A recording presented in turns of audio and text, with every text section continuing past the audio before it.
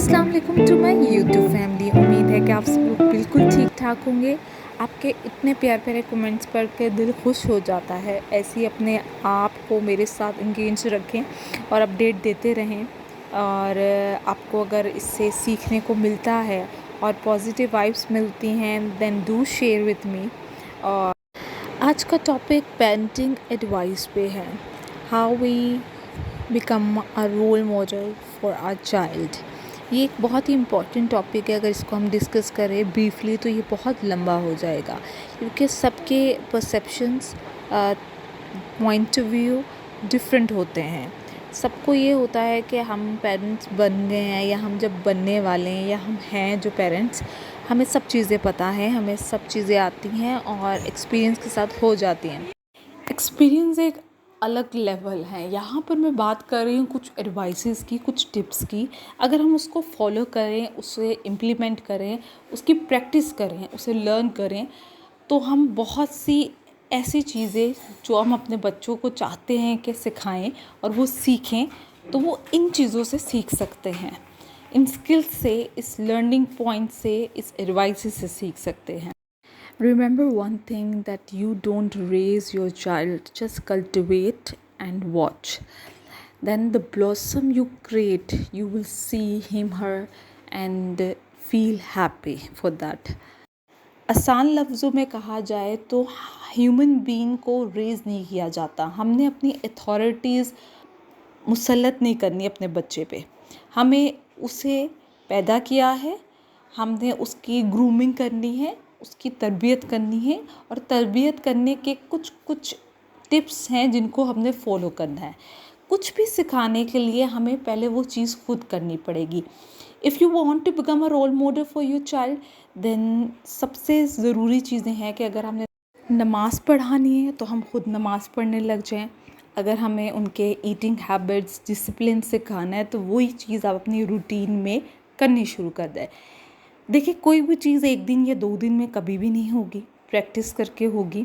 चाहे वो खाने से लेकर कपड़े पहनने तक, सलाम करने से लेकर बोलने के अंदाज़ तक, ठीक है, सब चीज़ें तभी होंगी जब बच्चा देखेगा उसके घर वाले, जो उसके पेरेंट्स हैं, वो ये चीज़ कर रहे हैं।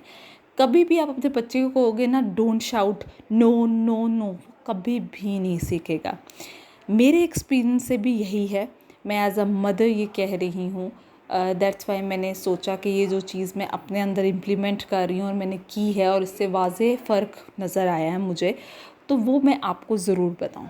शाउट करने से, लाउड होने से कुछ भी नहीं होगा। आपका बच्चा और लाउड और शाउट हो जाएगा, ठीक है, और ख़राब हो जाएगा। क्योंकि आज के बच्चे 80s 90s वाले बच्चे नहीं हैं। आज के बच्चे 20s वाले बच्चे हैं, जो थोड़े से ज़िद्दी, एग्रेसिव, पोजेसिव हैं। तो उनको उनके अकॉर्डिंग ही डील करना पड़ता है। बच्चों को सेल्फ़ केयर, जब हम बात करते हैं ना फ्री हैंड की, वहाँ थोड़ा सा फ्री हैंड देना चाहिए। बच्चों को वो चीज़ करने दी जाए, क्योंकि बच्चे बच्चे ही होते हैं। वो आपकी तरह नहीं सोच सकते, ना उनके माइंड को आप बदल सकते हैं। आप एक रूटीन बना सकते हैं, एक टाइम टेबल बना सकते हैं, एक नेगोशिएट, अपना एक गोल अचीव करने का छोटे छोटे गोल्स बनाएं कि हमने ये करना है पूरे दिन में, ये टाइमिंग्स हैं। तो बच्चे भी आपको वॉच करेंगे और वो सीखेंगे। एक ना दिन, 2 दिन नहीं, महीना नहीं, साल नहीं, तो सीख जाएंगे, लेकिन सीखेंगे ज़रूर, ठीक है। तो इस बात को अपने माइंड में रखें। Whether you are living with joint family, whether you are living individual person, individual parent हैं, माँ बाप दोनों हैं, ये दोनों के लिए, ठीक है। जो चीज़ आप करेंगे बच्चा वही करेगा। और कुछ टिप्स क्या हैं? पहली टिप है, आपने अपने आप को इतना पॉजिटिव करना है कि कुछ भी हो जाएगा तो कुछ नहीं होता। आपने अपने बच्चे में ये हैबिट लानी है कि बेटा अगर कोई प्रॉब्लम आती है तो आप उसको सलूशन ढूंढना है। हमने नेगेटिव थॉट की तरफ नहीं जाना कि हाँ ये चीज़ टूट गई है, ये चीज़ ख़राब हो गई है, दैट्स इट। फेलियर्स होते हैं, बट हमने गिव अप नहीं करना। अपने बच्चे को उस चीज़ के लिए सपोर्ट करना है और सॉल्व करना है कि ये चीज़ हो सकती है। आपने अपने बच्चों को सपोर्ट करना है उन तमाम कामों के लिए जो वो करना चाहते हैं, इन पॉजिटिव वाइब्स। बच्चे को जब आप ये बता देंगे सही और गलत क्या है, तो वो ईज़िली फ़ैसला कर सकेंगे इन चीज़ों के लिए। समटाइम्स आपने इसमें उनको फ्री हैंड छोड़ना है और समटाइम्स आपने उनको सोल्यूशन देने हैं। लाइक अगर कोई बात ऐसी होती है कि हमें वो चीज़ पसंद नहीं आती है और उसको आपको लगता है कि उसके नेगेटिव एस्पेक्ट्स ज़्यादा हैं, तो आपने उस बच्चे पे ये छोड़ देना है कि बच्चे को इस तरीके से समझाना है जिससे वो समझ सकते हैं, चाहे वो फादर है, मदर है, एनीवन एट होम, ठीक है। उससे ये बात कहनी है और बच्चा समझेगा। आपने उसको 2 कैटेगरीज़, 2 पॉइंट ऑफ व्यू बतानी है। अगर आप ऐसा करोगे तो ये भी हो सकता है और अगर आप ऐसा करोगे तो ये भी हो सकता है। और अगर किसी चीज़ का सलूशन नहीं निकल रहा तो अपने बच्चे को ये भी बताना है कि कुछ चीज़ें छोड़ देनी चाहिए, दरगुजर कर देनी चाहिए, ताकि बेटा आपके लिए आसानी हो। क्योंकि अगर हम अपने माइंडसेट को रेडी नहीं करेंगे, अपने विल पावर को स्ट्रॉन्ग नहीं करेंगे, तो हम बेटा आगे नहीं बढ़ सकेंगे। कुछ चीज़ें स्टॉप इसलिए करते हैं, वो हमारी बेहतरी के लिए होती है, वो ऊपर वाले की तरफ से होती है, अल्लाह की तरफ से होती है, तो उसके लिए छोड़ देने चाहिए। और मोस्टली हम 7, 8, 9, 10 ईयर्स के बच्चे जो 10 से अबव हैं उनको ये ईज़िली समझा सकते हैं थोड़े से तरीके के साथ। एंड रिमेंबर दैट कि अपने रिलेशनशिप्स को हम स्ट्रॉन्ग बनाने के लिए दुनिया जहाँ की सारी एफ़र्ट करते हैं, तो ये जो कनेक्शन है ना मदरहुड का, फादरहुड का अपने बच्चे के साथ, उस कनेक्शन को भी आप स्ट्रॉन्ग बनाएं। अपने बच्चे का ट्रस्ट डेवलप करें कि वो हर चीज़ आपको बताए, आपसे सीखे और आपसे डिस्कस करे। और पेरेंट्स में कोई एक पर्सन भी अच्छा दोस्त बन जाए। मदर्स मोस्टली होती हैं, लेकिन मैं यहाँ पर फादर्स की बात करूँगी। बहुत से ऐसे फादर्स हैं जो बिल्कुल ध्यान नहीं देते। वो समझते हैं कि हम काम करके आए हैं, थक गए हैं, दैट्स इट। नो, अब लाइफस्टाइल चेंज हो गया। अब पॉइंट ऑफ व्यूज़, थॉट्स और जो सोसाइटी की हम चीज़ें देखें वो मुख्तलिफ हो गई हैं। हम जैसे पहले ट्रीट किए जाते हैं हम वैसे नहीं हैं अब चीज़ें बदल गई हैं, तो उसके मुताबिक अपने आप को ढालना पड़ता है। तो मेरे लिए ये एडवाइस उन तमाम फादर्स के लिए भी है कि थोड़ा सा फोकस करें। जहाँ आप 24 आवर्स जॉब कर रहे हैं या 9 to 5 जॉब कर रहे हैं, या वहाँ पर मदर्स भी लगी हुई हैं 24 आवर्स जॉब, तो थोड़ा सा टाइम अपने बच्चों को दें। हाफ एन आवर ही सही, 30 मिनट्स, 15 मिनट्स बहुत होते हैं सिर्फ एक बात करने के लिए, जानने के लिए। अपना जो कम्युनिकेशन है, गैप है, उसको स्ट्रॉन्ग बना लें ताकि आप अपने बच्चों के लिए रोल मॉडल खुद बन सकें।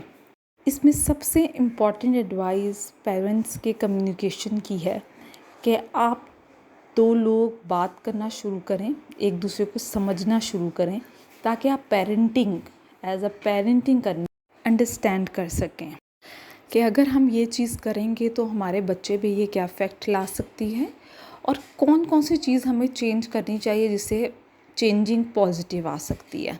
ये दोनों का रोल है इसमें, सिर्फ एक का नहीं। और याद रखिए कि अगर एक पेरेंट मार रहा है दूसरे बच्चे को तो दूसरा पेरेंट वहाँ से गायब हो जाए, स्पेशली मदर्स भी हो जाए, क्योंकि हम जल्दी रहमदिल हो जाती है, तो मारने दें।